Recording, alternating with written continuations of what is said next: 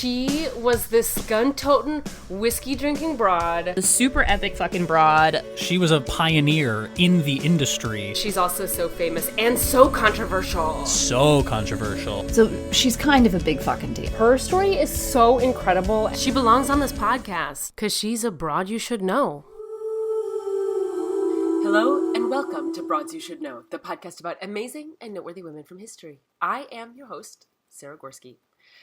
I did not bring you a broad today because this is our first episode post-election. And man, what an election.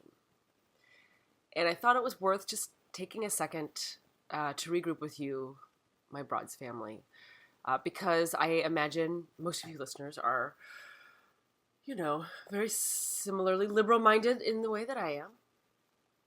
Even if we don't all think the same things, we all believe in equality and lifting up each other. And with that regard, it was a pretty disappointing election for us in so many ways. And I think a lot of us feel stuck in the cycle. We did this for 4 years already. We barely got out of it, partially because of the COVID pandemic. And I think it's just kind of hard to put one foot in front of the other right now in terms of holding on to that hope and belief that it's not all going to fall apart and that we're going to keep going. And it's just... I didn't even script this. You can tell I'm like a mess, right? And I'm still coming off of my 2.5 weeks of tech and opening shows. And I'm exhausted, and you're exhausted, and we're all exhausted because we just want the world to be a better place and life to be easier. And it's just kind of not going to be probably for, the next 4 years. And I'm not a pundit, and I'm not a data analyst, and I'm not going to sit here and talk about what happened and what I think happened and what the reasons were. Not only because I'm not an expert in those things, but also because I just don't know how productive that is for us to do. Because it puts us in this cycle of history and thinking about what we could have done differently. And that's sometimes useful when we think about, moving forward and how to course correct.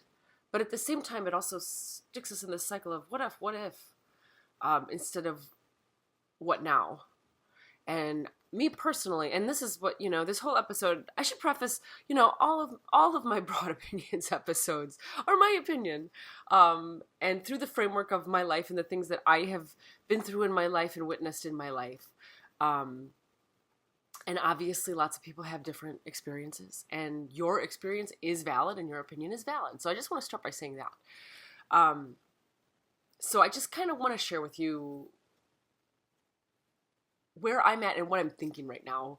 And I'm not a person who likes to stick in that repetitious thought of what happened. And, I know there's still a lot of talk about whether the election was stolen. And I know that there are lots of shady things that happened because nobody's playing fair. But, there's lots of shady things that happen on the Democrat side, too. Adam Schiff even getting a Senate seat by putting money into Steve Garvey, the Republicans' campaign, in order to push out Katie Porter and Barbara Lee. That's shady. There's shady shit all around. Some shady shit is worse than others, of course. But we live in shady times, and the way, I think for me, I'm choosing not to kind of loop into these cycles, and also I'm choosing not to try to analyze what happened with who did or didn't show up to vote and why. And I do think those are important questions, and I think that there's things that maybe could have been done, but I also just think I have to let it go because it's gone. And the election is over. And so what I want to focus on now for me, not for me, but my mindset is focused on, okay, what now? What next? Because we know that things will get worse for people who had benefited from the great progress we'd made lately.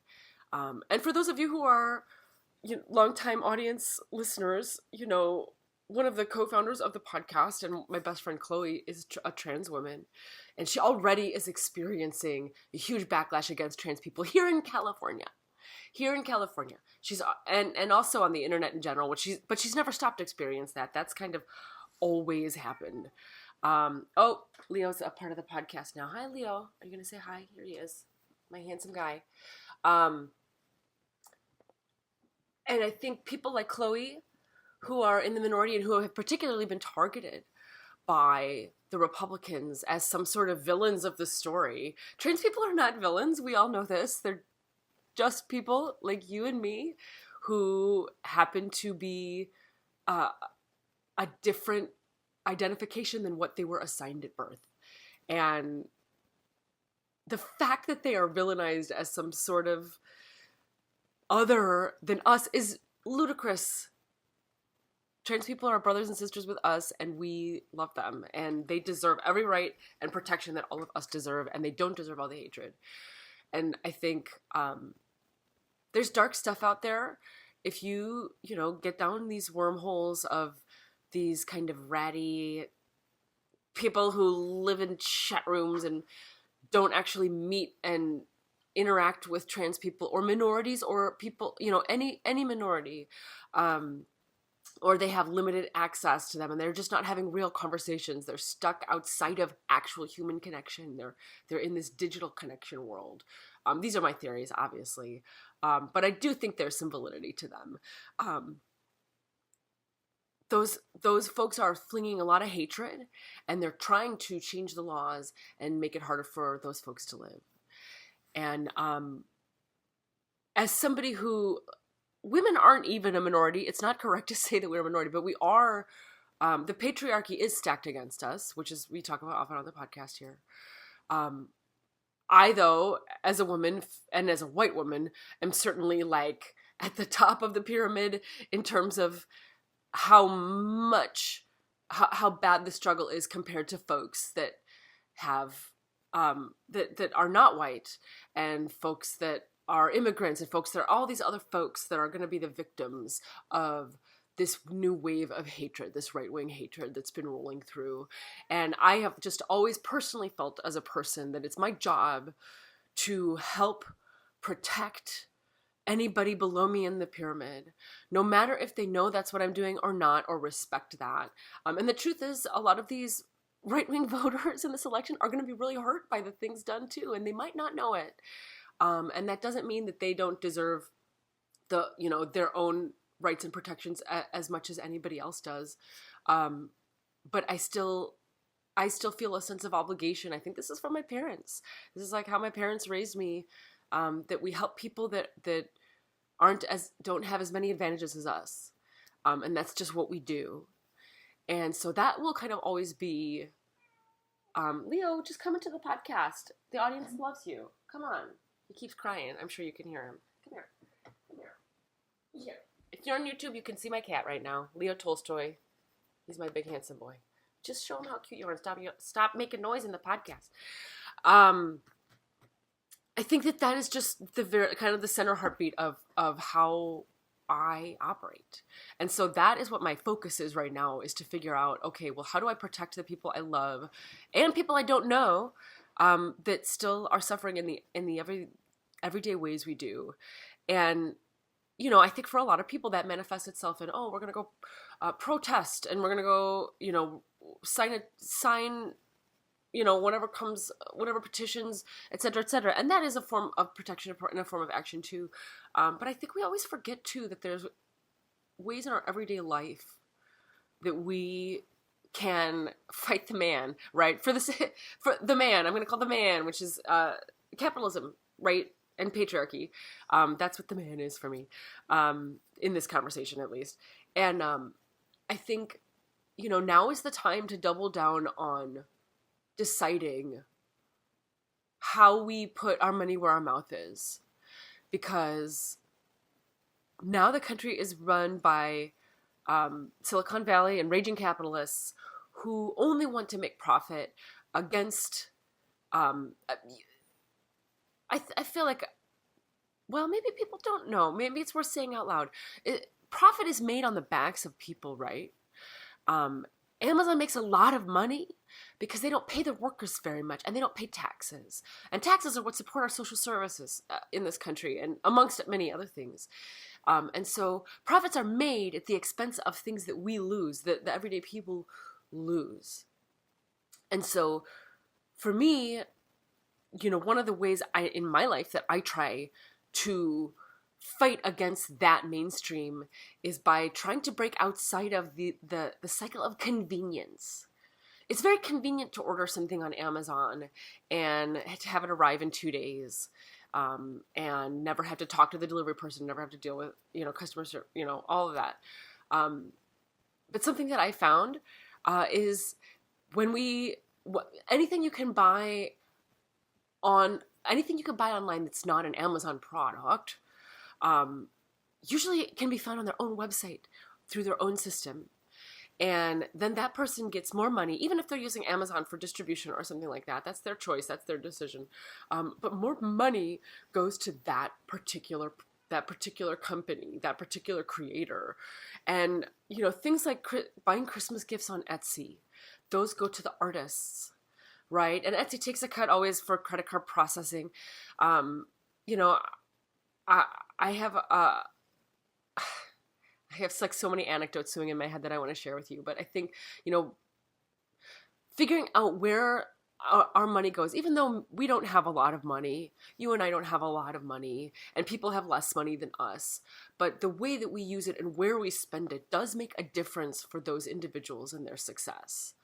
And Amazon doesn't need our help. So, where can we move away from big box business and move more towards the people and supporting individual people and individual business owners? That's a day-to-day switch we can start to make, because these big companies are about to get rid of unions. Unions are, my grandpa was a union member, and my uncles are in the union, in some of the carpenter unions, et cetera, et cetera. And blue collar, my whole family was blue collar workers until my dad became like a white collar worker, right? He was kind of the first one in the family to do that. Unions were the only protection against big companies who were paying people little. They were paying them nothing. And they were being forced to work long hours, and they were, back in the day of coal mines, they were subject to the company store where they bought everything, and things were marked up, so the company was benefiting from it. Company profits always over the individual. And that's just not what I believe. And even as a creator, and my other creator friends, you're going to think I'm fucking ludicrous. But when I am working on a creative project as a producer, as the person that's in charge of putting something on, for me, I always want to pay people what their value is. I need to make my budget small. I can't afford a big budget, but I can't afford in my life and in my heart to not pay people what they're worth, because if we continuously underpay and undercut for the sake of the bottom line, what happens is that we are all struggling to live. And I'm saying this as someone who can't even afford to do that, but tries to do it anyway. And I think this all comes post-election rant, and it's a mess. But I just think that now is the time we look out for each other, and we ask each other, we ask ourselves, what are the values we believe in? And how can I, in my everyday life, in the things that I create, in the ways I consume the world, in the ways I purchase, in the ways I interact with people, where am I participating? How can I participate differently that's more supportive? And for some people, that might just mean tipping more when you go to a restaurant, because you know that those wages are not going up for folks, not much at least. I have to segue a little bit into my disappointment in California. I live in California, and I love living in California. I didn't know how much I'd love it till I got here. And I always think of California as this progressive bastion. But in this election cycle, we did vote to enshrine gay marriage as a right, which is great. We also voted against forced labor in prisons. We also voted, we voted out George Gascon as DA, which is a huge disappointment because he was very progressive and he was undoing some of the most damaging policies in terms of the prison system, and we also voted. There was the other. Oh my gosh, we basically voted to keep in what are the extension of the Jim Crow laws and prisoners' rights, it was the proposition about who can be prosecuted for crimes, theft, things like that. All of this shit comes down to that media cycle where the smash and grab crimes are being like highly publicized as if they didn't happen before, and people are blaming democratic policies for that and the lack of prosecution for crimes that are under like $900 or something like that. And I just, all of these votes in California, I feel can be directly attributed to the fact that people don't pay attention. The news cycle picks up a fact and then correlates it. And I do think this is somewhat by design, by maybe not the reporters themselves, but certainly the people that run the newsrooms. They manufacture a story with false correlations. So smash and grabs are happening because George Gascon has too progressive of a policy. And it's just not, the correlation is not as clear as the news makes it think. And the truth is, people steal en masse because they are so poor that they don't know what else to do. And like, this comes back to like fucking Les Miserables, right? It's like being so poor that you can't eat, that you have to commit crimes, and that you don't know any better, and that the system doesn't teach you, the system being our education system, this country, people don't know what else to do, and they turn to a life of crime because that seems like a solution that seems easy. And that is a super generalization, and obviously everyone has individual stories about how that pathway develops for them. But blaming it on George Gascon and progressive policy, this is not true.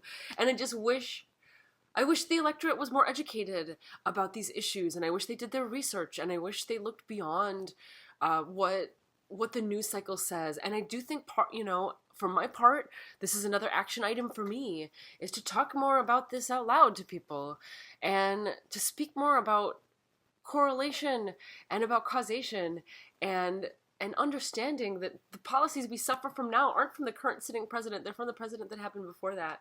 I got really fucked on taxes a couple years ago. All the artists did, because under Trump, the tax laws changed, and artists, independent artists, independent entrepreneurs, individual sole proprietors, a bunch of write-offs that we used to use, like our cost of doing business write-offs, disappeared. And that was a Trump policy, but it didn't go into effect until under Biden. And people just don't understand how things are connected to each other and what results happen from what policies and who was responsible for that.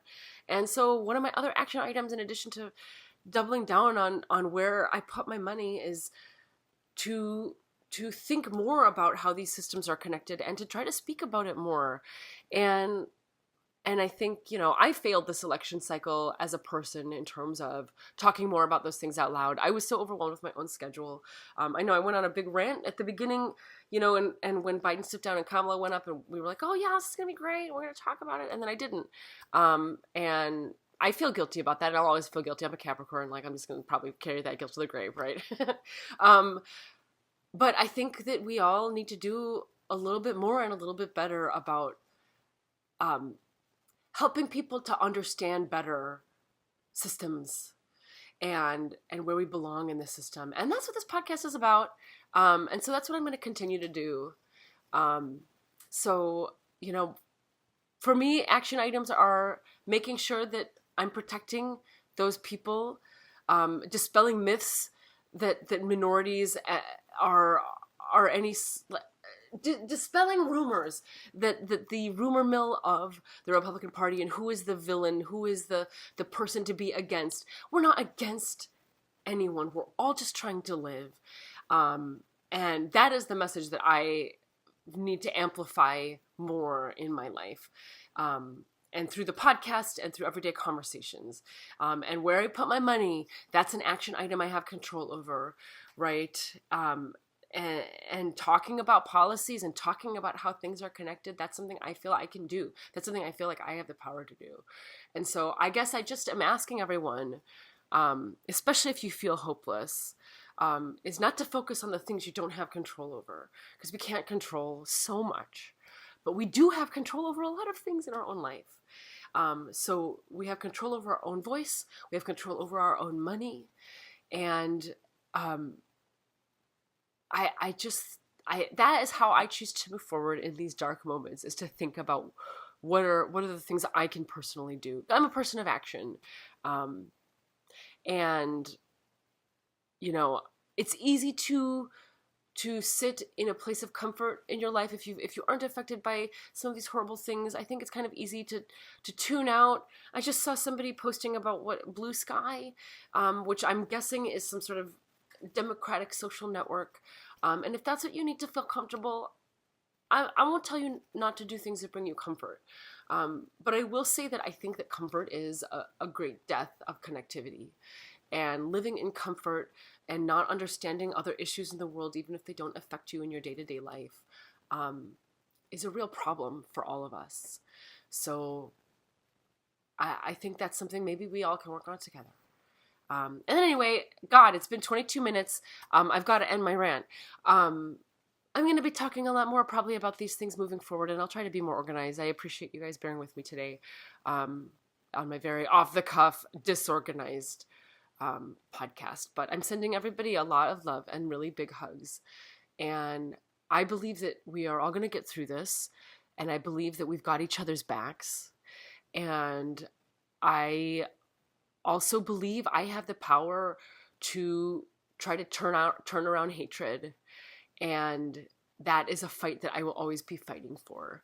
And I hope that we can embrace the love, bring in the arts. The arts in our life encourages empathy. It encourages processing and understanding and openness instead of closed-mindedness. And we're going to need that more than ever now. So to all my fellow artists, I know we all know the assignment. If you know artists in your life, they're going to be fighting the fight every day. But